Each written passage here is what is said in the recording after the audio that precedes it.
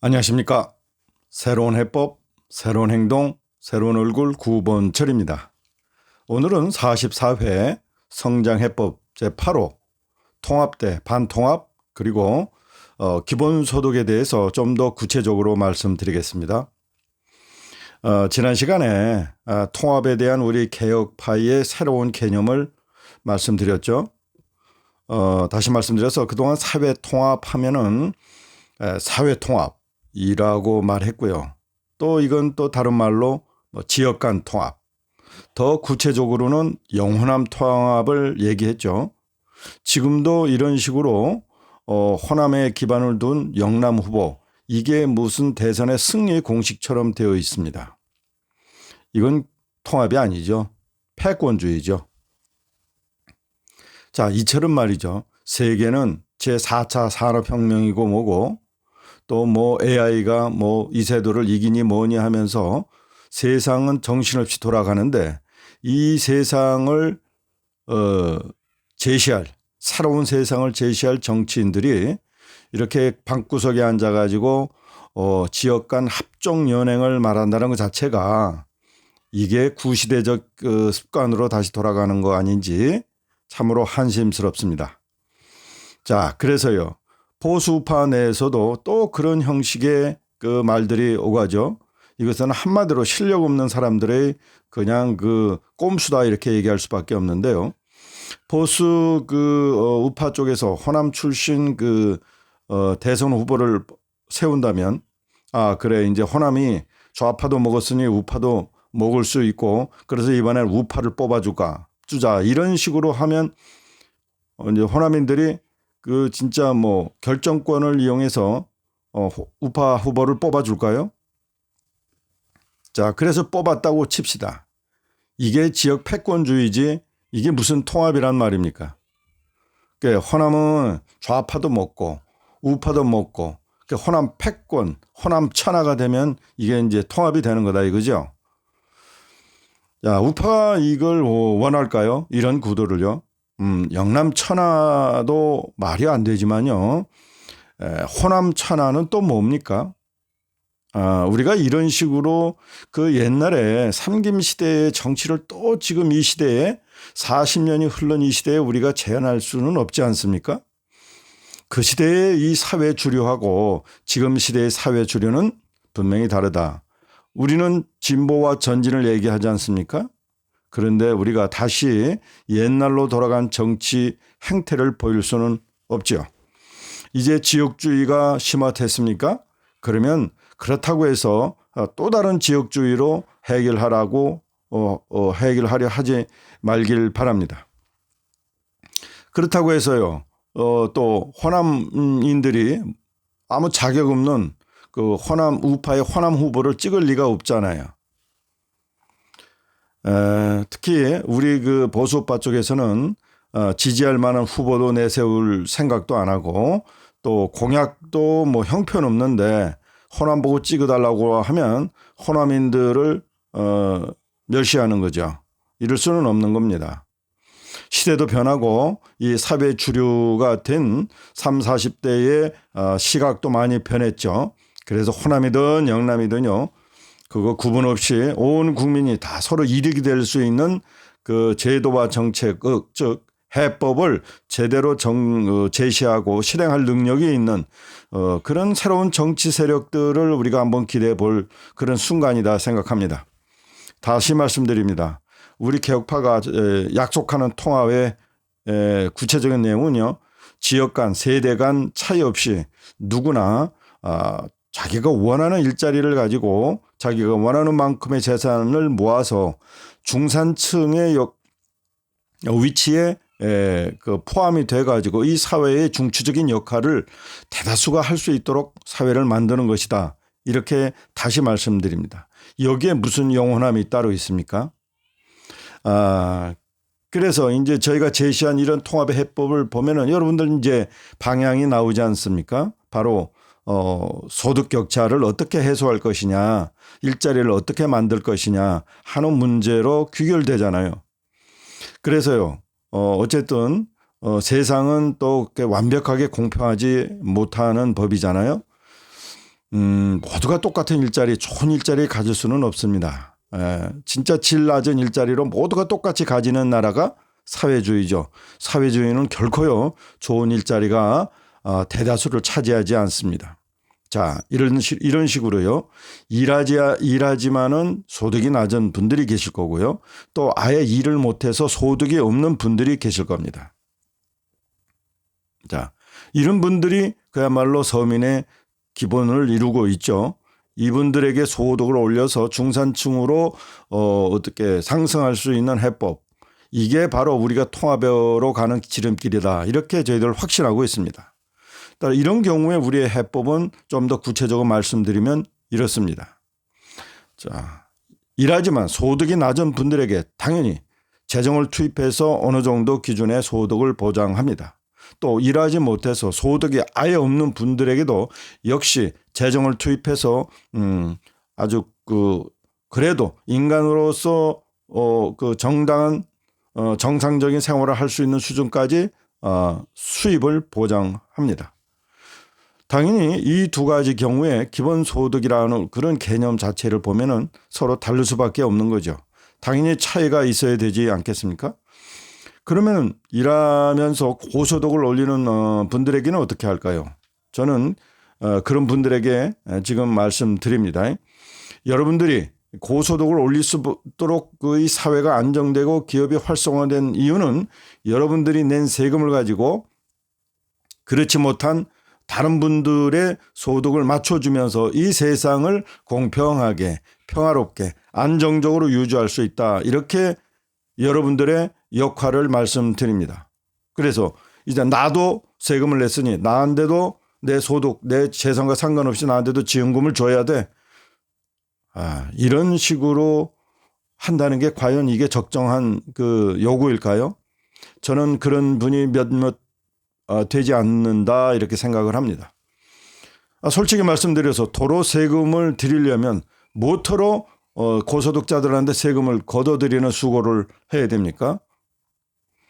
자, 우리의 정책은 그래서요. 소득이 많아서 소득세를 많이 내는 분들에게는 처음부터 아예 소득세를 깎아주는 거죠.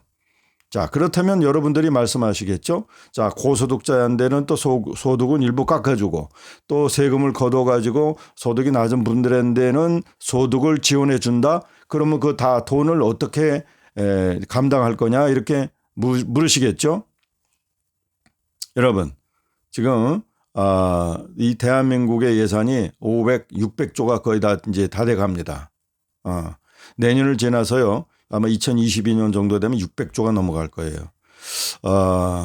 정말 이 600조 정도 되는 이 돈이 써야 될 곳에 쓰고 있는지,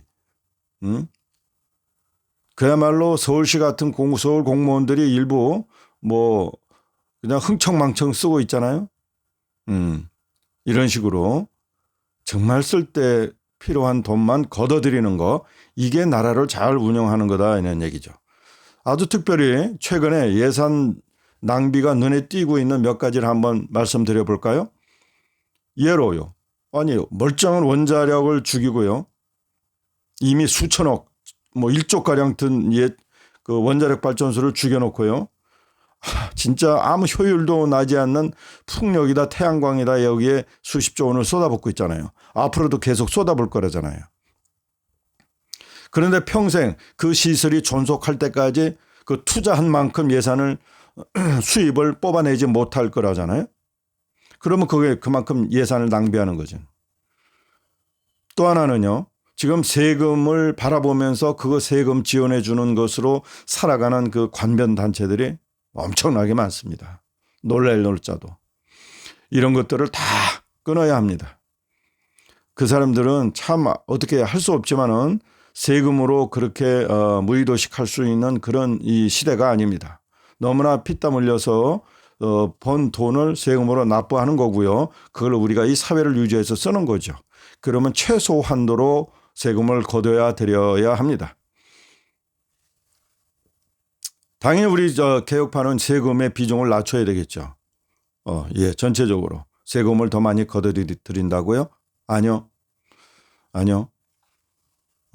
자, 이처럼 세금이 낭비되는 부분이 너무나 많습니다. 이 도덕적 해이가 일어날 수 있는 부분이 있어요. 그래서 세금은 적게 드리고 우리 국민이 그야말로 공감대가 형성되는 부분에 한해서 우리가 차츰 세금을 사용하는 부분을 늘려가는 게 좋다, 이렇게 생각을 합니다. 자, 그럼 오늘의 주제인 기본소득에 대해서 한번 말씀드려 볼까요? 기본소득의 원조는 우리가 잘 알고 있다시피 위대한 시장주의자 밀트 프리드만 교수가 처음 제안했죠. 부의 소득 또는 마이너스 소득이라는 개념으로 한번 이론적으로 제시를 했어요.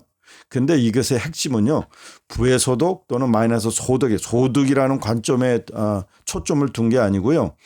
이제 사회가 발전하고 이제 복지사회로 모든 국가가 변화되다 보니까 정말 정권이 세워질 때마다 자기에게 유리한 그런 복지제도를 누더기로 계속 만들어내는 거예요. 자, 이렇게 만들어내는 과정에서 보면은 그 만들어내는 과정에 필요한 공무원이 필요할 거고요. 또 하나는 그 복지제도가 수없이 수만 가지, 수십 가지에 되는, 우리나라 같은 수백 가지 되는데, 자, 이런 것들을 전달하는 또 전달 체계가 있겠잖아요. 그 중간중간에 그 전달에 책임지는 사람들 등에 소요되는 이 비용, 이런 얘기도 있습니다. 옛날에 무슨 복지 사회 운동 관련된 모금을 하게 되면은 그 비용의 70%, 80%는 그 운동을 관리하는 사람들한테 쓰여지는 거고 나머지 20%만 직접적으로 전달되는 이런 비효율적인 모금도 있었다고 그러잖아요. 이 복지제도가 바로 그렇습니다. 모집, 복지를 설계하고 돈을 그리고 이제 받아들이고 끌어들이고 다시 나누는 과정 속에서 낭비되는 돈이 엄청나다고 보는 거예요. 자, 이것을 본 밀트 프리드만 교수가 저래서 무슨 필요가 있냐. 저 사람들한테 쓸 돈을 정말 필요한 사람들한테 나눠주자. 이래서 나온 얘기가 부의 소득, 마이너스 소득이라는 얘기입니다. 말하자면 복잡한 복지 체계를 보고 나서 너무나 돈이 많이 새니까 그것을 한탄한 나머지 교수로서 제시한 내용이지 이게 실현되리라고 그야말 후세 사람들이 실현될 거라고 실현하려고 노력하리라고는 생각하지 않고 제시한 내용이다. 그런데 일부 서구에 그렇게 특별하게 잘 살지도 않은 나라들이 지금 그걸 한번 시도해 봤잖아요. 핀란드다 이런 스위스다 하는 나라에서요. 자, 구체적으로 그러면 여러분이 또 궁금하실 테니까 이 마이너스 소득, 즉 부의 소득은 어떤 개념인가 하는 걸 한번 저의 관점에서 한번 여러분께 설명드리겠습니다. 여기는 반드시 어떤 기준이라는 게 있어요. 자, 면세 소득이 되는 기준점을 3천만 원이라고 하고요. 기본 소득 비율을 50%라고 얘기를 하죠. 자, 그러면요. 어떤 분이 연 소득이 1,000만 원이라고 따져요. 그러면 1,000만 원 빼기 아까 기준 소득이 3천만 원이라고 그랬죠. 빼면은 마이너스 2천만 원이 나오잖아요. 여기에 아까 비율 0.5, 50%를 곱하면 마이너스 1,000만 원이 되잖아요. 마이너스 1,000만 원. 자, 1,000만 원 버는 그 소득자는 마이너스 1,000만 원, 1,000만 원이 부족하다는 뜻입니다. 그래서 재정을 1,000만 원을 투입하는 거죠. 그럼 이 사람의 소득은 2천만 원이 되는 겁니다. 자, 일을 해서 1,000만 원을 벌지만 부족하니까 1,000만 원을 더 추가로 재정이 투입되는 거죠. 자, 그러면은 4천만 원을 버는 사람은 어떻게 할까요? 그러면 4천만 원 빼기 3천만 원 하면 1,000만 원이 남잖아요. 그럼 1,000만 원 플러스 1,000만 원 아니에요? 여기서 0.5 아까 비율 50%를 곱하면 500만 원이 남잖아요. 이 사람은 500만 원이 플러스 아니에요? 그러니까 너는 500만 원 세금을 내도 된다 이런 뜻입니다. 그러면 이 사람은 4천만 원 중에 500만 원을 내니까 소득이 3,500만으로 줄겠죠. 자, 이제 소득이 0원인 사람은 어떻게 될까요? 똑같습니다. 0 빼기 3천만 원 하면 마이너스 3천만 원이 되겠죠. 자, 그러면요. 마이너스 3천만 원 곱하기 0.5 그럼 마이너스 1,500만 원. 자, 이 사람은 마이너스 1,500만 원이 1,500만 원이 필요하다는 거죠. 그러니까 재정으로 이 양반한테 1,500만 원이 되는 겁니다. 자, 그렇다면 이런 여기에서의 기본소득의 그런 개념은 일정한 소득이 아닙니다. 자기가 얼만큼 버는가에 따라서 그게 따라서 재정이 투입되는 거죠. 기본소득은 이런 개념이에요. 그 누구 이재명식으로 뭐 1인당 무슨 10만 원, 20만 원, 30만 원 매월 주는 게 이게 기본소득이 아닙니다. 어디서 엉터리 같은 얘기를 들여다가 기본소득이라고 얘기하는지 모르겠습니다. 그렇습니다. 기본소득은요, 밀트 프리드만 교수가 아무도 자기가 제시한 기본소득을 얘기할 거라고 생각을 안 하고 이제 제시한 거기 때문에 누구든지 자기의 설계대로 얘기할 수 있어요.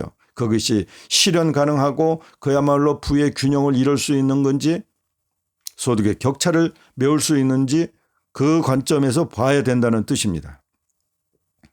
자, 이렇게 하니까 얼마나 단순합니까? 자, 이렇게 되면 무슨 이득이 있겠죠? 단순하죠. 나의 재산 얼마가 있는지 관심 없습니다. 오로지 관심은 지금 현재 나의 소득에 관한 관심이에요. 자, 그렇다면요, 기존에 있는 소득과 상관없는 복지제도는 일시적으로 다 없애야 되겠죠. 그래야지 아까 말씀드린 데 우리가 그렇게 계산을 하면 1인당 1,500만 원, 1년에 년 1,500만 원을 지급할 수 있는 거 아니겠습니까? 그렇다면 그동안에 이제 전문가들이 자, 누구든지 얘기하는 그 기본소득대로 이제 제시를 하고 시행을 하려면 이런 기존의 복지제도가 다 이제 정리돼야 된다. 없어져야 된다. 제1번이 뭐냐? 7대 급여입니다. 여기에 이제 이 수급을 받고 있는 분들은 160만에서 한 180만 정도 된다고 그래요. 이분들한테 주던 그 7대 급여라는 게 있는데요. 생계급여, 주거급여, 교육급여, 교육해산급여, 의료급여, 장제급여, 자활급여 등 7가지가 됩니다. 이것만 있는 게 아닙니다. 260만 정도 되는 65세 이상 우리 노년들에게 드리던 기초연금 있잖아요. 이게 연간 한 19조 된다네요. 자, 이것도 없애야 된답니다. 이외에 아동수당, 일자리 안정급여, 청년 내일 채용공제, 두리누리 지원사업, 국민지원 취업지원제도, 근로장려금, 국가보조금 등 총 100조를 리셋 완전히 없애고 100조의 예산을 확보하고 이걸 가지고 기본소득으로 나눠줘야 된다네요. 자, 그러면 어떻게 되겠어요? 이것을 설계하고 또 관련 공무원들이 다 자리를 잃게 되겠죠. 또 이런 것들을 지역 동사무소나 이런 데서 복지 전달하던 그런 분들의 일자리도 없어지겠죠. 너무나 간단해지는 그런 장점은 있습니다. 그러나요, 또 한 가지가 문제가 있어요. 기존의 기초연금, 기초수급자들 그리고 기초연금을 받던 분들에게 자기보다 더 많이 받는다고 보장할 수가 없습니다. 그래서 제1공약으로 내세운 국민의힘조차도요, 이 기본소득의 맹점을 이해를 하고 있죠. 그러면 지금 더 많이 줄 것이냐, 얼마나 줄 것이냐 보다도요, 무슨 복지제도를 없앨 것이냐에 고민을 하고 있는 거예요. 머리를 싸매고 있는 거예요. 자, 그렇게 하다 보면은 그 해당되는 분들이 신경을 곤두세우고 혹시 나 지금 받고 있는 것보다 더 적게 받지는 않을까? 이런 생각들을 하실 수 있는 거죠. 그래서 이게 복잡한 겁니다. 한 번에 누가 대표로 나왔다고 그래가지고 순간적으로 이것을 도입할 수 있는 문제가 아닙니다. 엄청나게 이제 불평불만이 쏟아져 나오겠죠. 이래서 이재명과 같은 이런 사람들은요, 4년, 5년의 임기가 지자체나 대통령이 될 경우에 그런 복잡한 새로운 제도를 생각할 게 아니라요, 무조건 지금 내가 지금 표를 얻어야 되니까 10만 원, 20만 원 매월 주겠다. 이런 식으로 얘기를 하는 겁니다. 아무 생각 없어요. 자, 한 달에 20만 원, 10만 원 주겠다 그러면 그 지사나 대통령이 무슨 필요가 있죠? AI가 세워놔도요, 대통령으로 세워놔도 그런 바보 같은 사람들보다는 훨씬 더 효율적으로 필요한 사람들에게 필요한 만큼의 재정을 투입할 수 있는 거죠. 한마디로요, 이재명 지사 같은 분들은요, 10만 원, 20만 원 주겠다. 월. 참 이걸 국민 개돼지로 생각하는 거죠. 국민 정신을 정말 이 짐승으로 생각하지 않고서는 저런 얘기를 할 수가 없는 거예요. 그래서 솔직히 이재명 지사와의 그 한 달에 10만 원, 12만 원 주겠다. 참 무슨 청년 수당을 주겠다. 무슨 이런 것들은 너무 얍삽해 가지고요, 비난할 가치조차도 없다 이렇게 생각을 합니다. 자, 그러면 너희들은, 즉 우리 개혁파들은 그러면 기본 계획에 기본 소득에 대한 구체적인 방안이 있느냐? 예, 있죠. 당연히 있습니다. 우리가 생각하는 기본소득 개념도 당연히 있으니까 여러분께 지금 말씀드리는 겁니다. 서두에 말씀드렸듯이 기본소득이란 말은 바꿀 필요가 없습니다. 그 의미는 굉장히 좋은 얘기예요. 그래서 저희들도 기본소득의 개념은 그대로 이용하겠습니다. 또 하나는요, 기존에 그 7대 급여를 받고 있잖아요. 너무나 잘 정리됐어요. 7가지 필요한 맞춤형이잖아요. 자, 이런 부분, 소위 말해서 저소득 기초수급자들에게 드리던 이 7대 급여의 원칙은 그대로 유지하겠습니다. 또 하나는 기초연금, 이것도 어르신들한테 국민연금과 어떻게 소득 비교해서 드리는 내용이잖아요. 자, 이런 부분에 있어서도 우리가 조금 더 충실하게 노년 생활이 걱정 없이 되도록 연금을 어떤 식으로든지 제시를 하겠다. 여러분들에게 드리겠다는 거예요. 그러니까 어디까지나 기존에 받던 분들에게는 손해가 가지 않는 기준 선상에서 일단은 시작을 하자는 얘기입니다. 왜 이렇게 할 수밖에 없냐면요. 자, 제가 여러분 정보통신 박사고요. 이 대한민국의 핸드폰 이 혁명을 일으킨 초기의 시발점 스파크를 일으킨 사람이에요.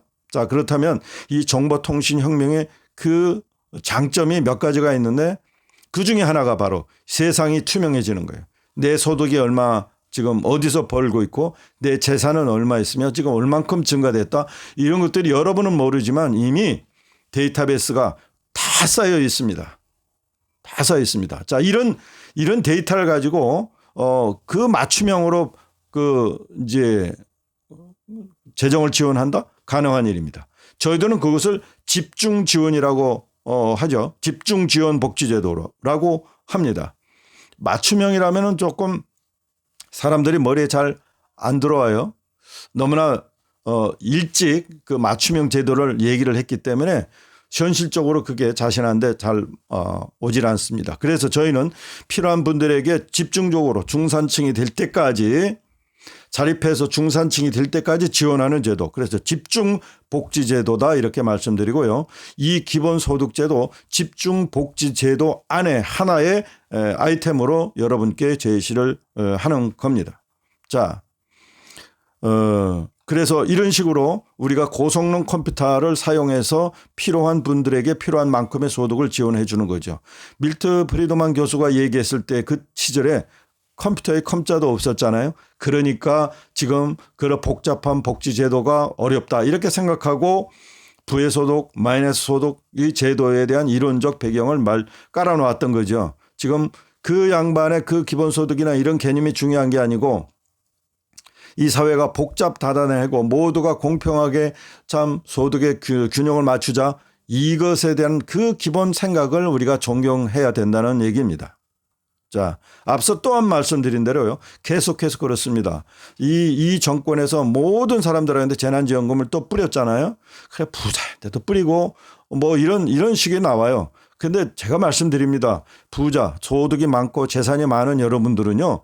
이 사회가 안정되고 자본주의 사회가 유지되고 사유재산권이 유지되고 했기 때문에 여러분들이 재산이 그렇게 축적이 된 거지. 만일에 지금 이 문재인 반동파 정권이 생각하는 것처럼요. 부동산 값을 올려서 세금을 정말 엄청나게 때려가지고 결국은 재산세를 내려고 부동산을 팔 수밖에 없고요. 그리고 상속세를 못 내서 중국 애들한테 공장을 팔고요. 이런 식으로 아예 사회 질서를 무너뜨릴 경우에는요. 여러분이 가지고 재산을 결국 갖고 나가는 방법밖에 없습니다. 네. 그렇게 할 바에는 차라리 일부의 세금을 내가지고 이 사회를 안정시킬 게 낫잖아요. 없는 분들을 중산층으로 끌어올리도록 마중물을 부어야 될 거 아닙니까? 그러니까 고소득 여러분이 내시는 그 세금으로 저소득자 또는 일시적으로 일하지 못하는 분들한테 마중물 역할을 한다. 이렇게 생각을 하시고 내가 세금을 냈으니까 나도 지원금을 주라. 그런 얘기는 절대로 하지 마시길 부탁드립니다. 이런 방식으로 소득이 낮고 없는 분들에게 우리 개혁파는 기본소득의 원칙을 세워 나가겠습니다. 더욱이요, 이 기본소득에 대해서는 소득의 균형, 소득의 격차를 해소 이런 차원에서 말씀드리고 있기 때문에 한국형 기본소득제를 연구하기 위해서 우리는 국민기본소득연구소를 소규모로 세워가지고 이 문제를 집중 연구하도록 하겠습니다. 자, 고소득자에게는 기본소득을 추가로 지원하지 않는 대신에 재정을 절약해서 여러분의 소득도 세금도 낮춰드리겠습니다. 모두가 만족하는 기본소득제가 우리 개혁파가 제시하고 제안하는 내용이다. 이렇게 말씀드립니다. 자, 프리드만 교수가 생각했던 여러 가지 방안 중에 기본소득이 핀란드, 스위스에서 지금 실험적으로 제시됐잖아요. 다 실패했잖아요. 우리는 뭐 서초구에서 한다나요. 그것도 이미 할 게 필요가 없어요. 왜? 다른 나라에서도 이미 다 시행한 걸 또 해야 됩니까? 이 정보통신이 팔팔하게 돌아가는 나라에 꼭 원시적인 제도를 우리가 다시 한번 데리고 와서 이 대한민국 땅에서 그린 어리석은 제도를 다시 시행해야 되겠냐고요. 있을 수 없는, 보수 우파라면 있을 수 없는 제도다 이렇게 생각을 합니다. 그런 후보가 또 그런 어리석은 제도를 이 시범적으로라도 하지 말기를 진심으로 바랍니다. 결론적으로 말씀드리면요. 이재명식, 프리드만식 기본소득은 연구할 조차 가치가 없는 제도다 생각을 합니다. 우리는 지금까지 좋은 제도를 연구해 왔고요. 머리 좋은 공무원들이 연구해 왔습니다. 그런 것들의 맹점은 무엇인지, 정말 누수되는 세금은 없는 것인지 이렇게 생각을 하고 그 바탕 위에 해야 되는 것이지, 모든 걸 제로로 놓고 다시 설계한다? 그러면 지금의 소요되는 아마 절반 이상의 시간이 다시 필요할지도 모릅니다. 그래서 현실적으로 우리 개혁파가 제시하는 이런 기본소득제가 가장 합리적이다 이렇게 감히 말씀드립니다. 우리는요, 다음 정권을 찾아와야 될 그런 막중한 책임이 있기 때문에 이재명식 막가파 허풍이나 떨 처지가 아닙니다. 우리 개혁파를 믿고요, 우리가 제시하는 이런 통합적 차원에서의 소득 격차, 그다음에 소득의 균형, 이런 방법을 하나하나 관심을 가지고 계속해서 청취해 주시기를 부탁드립니다. 오늘은 여기까지 하겠습니다. 감사합니다.